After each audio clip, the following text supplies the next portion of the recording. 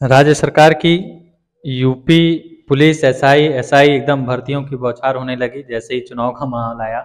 वैसे ही देखिए वैकेंसियां निकल कर बाहर आने लगी हैं। इन सभी वैकेंसियों को रोक कर रखा गया था।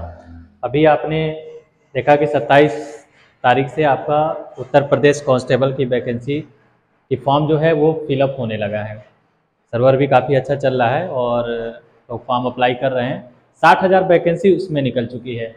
फिर देखिए 7 जनवरी, जिसके बच्चों का एसआई का भी काफ़ी इंतजार था कि एसआई की फॉर्म आएगी, तो वो 7 जनवरी से आपका उत्तर प्रदेश पुलिस की तरफ से फिर आपका एसआई, एएसआई, क्लर्क, अकाउंटेंट, इन सब की वैकेंसियां निकल कर आ गई। फिलहाल पोस्ट तो ज़्यादा नहीं है इसमें, क्योंकि इसमें वैकेंसी ज़्यादा नहीं है एसआई में, तो कुल मिलाकर टोटल पोस्ट जो है केवल आपका 921 पोस्ट ही रखा गया है।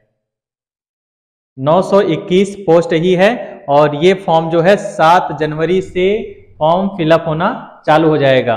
ठीक, उसके बाद इसका लास्ट डेट जो है वो 28 जनवरी, यानी 7 जनवरी से लेकर 28 जनवरी तक एएसआई, क्लर्क और अकाउंटेंट का फॉर्म जो है यूपीपी का फिलअप होगा। इसमें भी एज की सीमा जो है वही रखी गई है 21 साल से 28 साल तक। मिनिमम 21 साल, मैक्सिमम जो है वो 28 साल। बाकी जो कास्ट के हिसाब से जो आपको एज में छूट मिलता है वो तो मिलेगा ही। 3 साल तक इसमें छूट रखा गया है ओबीसी, एससी और एसटी कैंडिडेट के लिए। जनरल के लिए कोई छूट नहीं है एज में। तो अगर आप एससी, ओबीसी या एसटी कैंडिडेट हैं और आपका 28 साल पार हो गया है, 29-30 के अब पहुंच गए हैं, तो आप 3 साल की छूट लेकर एसआई, एएसआई का फॉर्म जो है फिलअप कर सकते हैं। लेकिन इसमें क्वालिफिकेशन पर आप ध्यान दीजिएगा। बैचलर डिग्री के साथ साथ अब इसमें देखिए बाउंडेशन लगा दिया, बैचलर डिग्री आपका किसी भी स्ट्रीम का हो, बीए, बीएससी, बीकॉम, कुछ भी हो, आपका बैचलर डिग्री होना चाहिए, यानी स्नातक के समकक्ष योग्यता होना चाहिए। लेकिन सभी वैकेंसियों के लिए ओ लेवल अनिवार्य कर दिया है। ओ लेवल या उसके समकक्ष योग्यता, सभी जितने भी पोस्टेड हैं, एएसआई का हो, एसआई का हो या क्लर्क का हो या अकाउंटेंट का हो, सब में आपको ओ लेवल, वो आपका नीलेट के द्वारा होना चाहिए या ओ लेवल के समकक्ष योग्यता होनी चाहिए। ओ लेवल के समकक्ष, जैसे ओ लेवल आपका जो है ये साल भर का कोर्स होता है, इसके अंतर्गत आपका पीजीडीसीए आ जाता है, इसी में आपका बीसीए आ जाता है। ठीक, यानी उसके समकक्ष आपका योग्यता होना चाहिए। वो क्लियर कर दिया है कि ओ लेवल आपके पास होना चाहिए या ओ लेवल के समकक्ष योग्यता होना चाहिए। इसलिए ये कंफ्यूजन बच्चे दूर कर लें कि जिनके पास ओ लेवल नहीं है या उनके समकक्ष या पीजीडीसीए का अगर डिप्लोमा आपके पास है, तब भी आप इस फॉर्म को अप्लाई कर सकते हैं। ओ लेवल के चक्कर में नहीं पड़ना है। अगर आपके पास ओ लेवल है तो आप ओ लेवल से भर सकते हैं और बेस्ट है। ठीक, सबके लिए यही है। डेट ऑफ बर्थ की जो समय सीमा है, देखिए जितने भी यूपीपी के फॉर्म आ रहे हैं उसका डेट ऑफ बर्थ का निर्धारण जो है वो जुलाई तक ही किया जा रहा है। इसमें भी आपका 1 जुलाई 95 से लेकर 1 जुलाई 2002 के बीच ही आपका डेट ऑफ बर्थ होना चाहिए। क्लियर? हाइट का जो बाउंडेशन है इसमें देखिए, हाइट जो है जानते हैं कि आपके एसआई पोस्ट के लिए है तो हाइट कम ही मांगता है। तो मेल कैंडिडेट के लिए 163 सेंटीमीटर यानी 163 centimetre, general, OBC, SC candidate के लिए जो हाइट होगी वो आपकी 163 सेंटीमीटर होगी। ठीक, और फीमेल, अगर वहीं पर फीमेल कैंडिडेट है जनरल, ओबीसी, एससी का, तो उसकी हाइट कम करिए। यूपीपी कांस्टेबल से भी इसकी हाइट 2 सेंटीमीटर कम हो गई, 150 सेंटीमीटर हाइट रखी गई है। अगर रनिंग की बात करते हैं तो मेल कैंडिडेट जो है वो 4.8 किलोमीटर 28 मिनट में कवर कर लेना है। ठीक, यानी 4800 मीटर की दूरी जो है उसे 28 मिनट में कवर कर लेना है। वहीं पर फीमेल कैंडिडेट के लिए ये दूरी जो होगी 2.4 किलोमीटर यानी 2400 मीटर की दूरी जो है वो 16 मिनट में उसको कंप्लीट कर लेना है।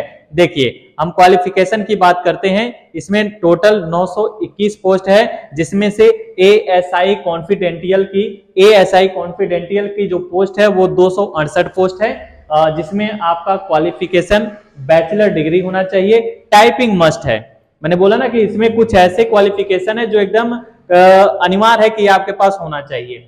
तो अगर आप ASI के लिए डालना चाहते हैं तो बैचलर डिग्री के साथ साथ हिंदी की टाइपिंग होनी चाहिए 25 शब्द पर मिनट के हिसाब से हिंदी की टाइपिंग, और इंग्लिश टाइपिंग अगर आप करते हैं तो 35 शब्द पर मिनट की इसमें टाइपिंग होना चाहिए, ठीक। या अगर आप स्टोनोग्राफर, टंकड़ वाला जिसको बोलते हैं, ठीक, जो कचहरी में जो टाइपिंग किया जाता है वो वाली अगर टाइपिंग है तो उसमें आपको 80 शब्द पर मिनट चाहिए हिंदी में, केवल इंग्लिश में नहीं, केवल 80 शब्द पर मिनट के हिसाब से उस पर आप टाइपिंग करेंगे और ओ लेवल तो आपको अनिवार्य है, ठीक। अगर आप ASI क्लर्क की फॉर्म को भरते हैं तो उसमें पोस्ट जो है 449 पोस्ट है, और 449 पोस्ट के लिए भी सेम वही कंडीशन, बैचलर डिग्री, टाइपिंग 25 शब्द पर मिनट हिंदी में, 35 शब्द पर मिनट इंग्लिश में, ओ लेवल अनिवार्य है।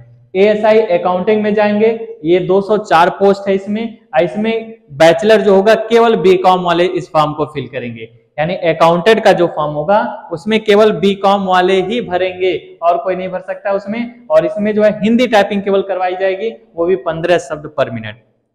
हिंदी टाइपिंग जो होगी वो 15 शब्द पर मिनट के हिसाब से होगी। अब चलते हैं इसके रिटेन एग्जाम के बारे में। रिटेन एग्जाम इसका ऑनलाइन मोड होगा, यानी ऑनलाइन ही कराया जाएगा इस एग्जाम का, और ऑनलाइन के साथ साथ परीक्षा हो सकता है कि एक ही पाली में निपटा दिया जाए या कई पालियों में भी हो सकता है, कई दिन भी चल सकता है, ठीक। तो इसमें क्या है, जो आपका सिलेबस है रिटेन एग्जाम का, जो सिलेबस है सेम UPP वाला ही है, बस थोड़ा सा कंप्यूटर का पार्ट इसमें बढ़ जाएगा। सामान्य हिंदी और कंप्यूटर ज्ञान दोनों मिलाकर 100 अंक का ये आपका रखा गया है।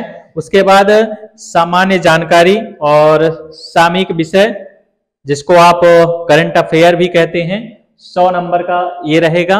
संख्यात्मक एवं मानसिक योग्यता परीक्षा, जिसको आप मैथमेटिक्स के नाम से जानते हैं, तो इसमें 100 नंबर का ये रहेगा। मानसिक अभिरुचि बुद्धिलब्धि तार्किक परीक्षा, जिसको आप रीजनिंग कहते हैं, रीजनिंग से भी 100 नंबर, यानी कुल मिलाकर 400 अंकों की परीक्षा होगी 2.5 घंटे की, जिसमें से आपको 40% नंबर लाना अनिवार्य है।